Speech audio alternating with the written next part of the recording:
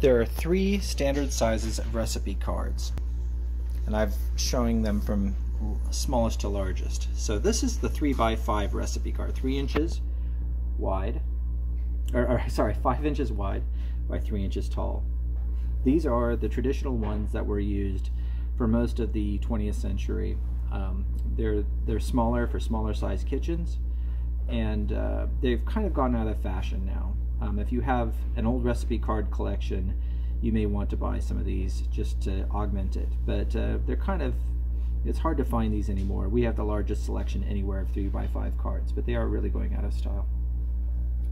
This is the 4x6 size, and this is the standard size. Probably about 90 to 95% of all recipe cards on the market now, and certainly on our own site, are the 4x6 size. They're just a nice compromise of size, lots of space. A good recipe card should also offer the option to print on the back, so you know that doubles up the size. So it's a great size for a recipe card.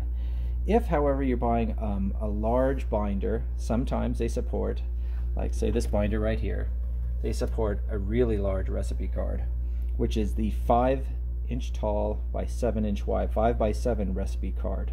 These things are enormous. I mean, you could probably write a couple recipes on there if you want, depending on how complicated they are.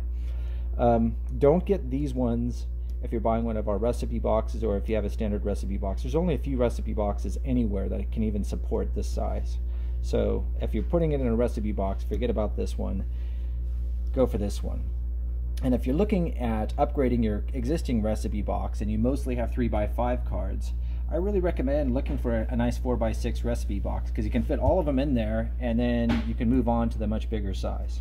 So there's a reason why everybody is now using these. They're the best mix of size and convenience.